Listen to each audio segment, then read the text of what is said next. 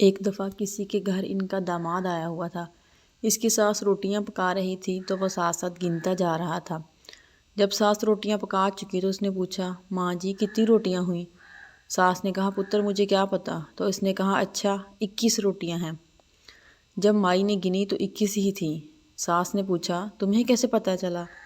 اس نے اپنی عزت بنانے کی خاطر کہا، مجھے غائب کا علم ہے۔ اس کی ساس نے لوگوں کو بتانا شروع کر دیا۔ اسی دن سردار کی گھوڑی گم ہو گئی۔ سردار کو کسی نے بتایا کہ ماسی بشیرہ کا داماد آیا ہوا ہے، اس کو غائب کا علم ہے، وہ بتا سکتا ہے کہ گھوڑی کدھر ہے۔ چنانچہ سردار پہنچا ماسی بشیرہ کے گھر اور اس کے داماد کو مسئلہ بیان کیا۔ اس نے کہا، سردار جی کل کو آپ کی گھوڑی مل جائے گی۔ وہ ساری رات گھوڑی ڈھونڈتا رہا، جنگل سے گھوڑی مل تو گئی۔ اس نے ایک درخت سے گھوڑی باندھی اور صبح جب سردار آیا تو اس درخت کا پتہ بتا دیا۔ سردار کو شک ہوا۔ اس نے اس کا امتحان لینے کے لیے مٹھی میں ایک ٹڈا پکڑا اور چل پڑا ماسی کے گھر۔ اس جوائی کا عرفی نام ٹڈا تھا۔ جب جٹ سردار پہنچا تو اس نے کہا، بتا تو میری مٹھی میں کیا ہے؟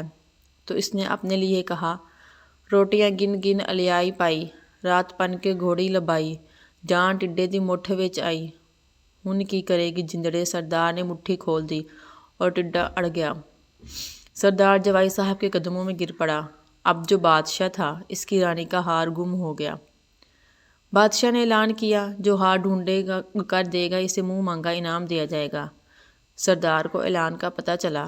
سردار جوائی صاحب عرف ٹڈے کو لے کر چل پڑا بادشاہ کی خدمت میں۔ بادشاہ صاحب سب کچھ سن کر بہت خوش ہوا۔ بادشاہ نے کہا، بھئی بتائیے ہار کہاں ہے؟ تو اس نے رات تک کا وقت مانگا۔ جوائی صاحب کو شاہی مہمان خانے میں الگ کمرے میں ٹھہرایا گیا۔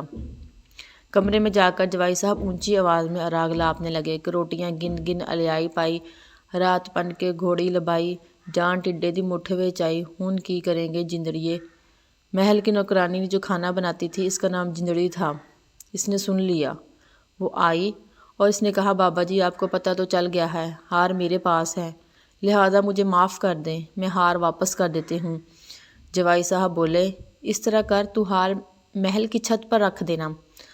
صبح بادشاہ نے پوچھا تو اس نے بتا دیا، ہار چھت پر موجود ہے۔ بادشاہ نے خوش ہو کر اسے اپنا وزیر مقرر کر دیا۔ پرانے وزیر کو بہت برا لگا۔ اس نے سوچا کیوں نہ بادشاہ کا ہی کام تمام کر دیا جائے، لہٰذا اس نے رات کو بادشاہ کے اوپر چھت گرانے کا پروگرام بنایا۔ جوائی صاحب اب اس کام سے گیا تو اس نے سوچا، بادشاہ سے اکتا ایسے جان نہیں چھوٹے گی، کیوں نہ کچھ غلط حرکت کی جائے۔ بادشاہ سویا ہوا تھا تو اس نے ٹانگوں سے پکڑ کر بادشاہ کو پلنگ سے نیچے گھسیٹ کر باہر لے آیا۔ اتنے میں کمرے کی چھت گر گئی۔ بادشاہ ایک بار پھر بہت خوش ہوا کہ اس نے میری جان بچائی ہے۔ بادشاہ نے اسے اپنے ساتھ تخت پہ بٹھا لیا۔ اب کوئی 2 دن بعد پرانے وزیر نے بادشاہ کے تاج میں پھر سانپ رکھ دیا۔ بادشاہ کا تاج لایا جا رہا تھا۔ جوائی صاحب کو پھر سوجی۔ اس نے تاج کو ہاتھ مارا اور تاج وہ جا گرا۔ اس میں سے سانپ باہر نکل آیا۔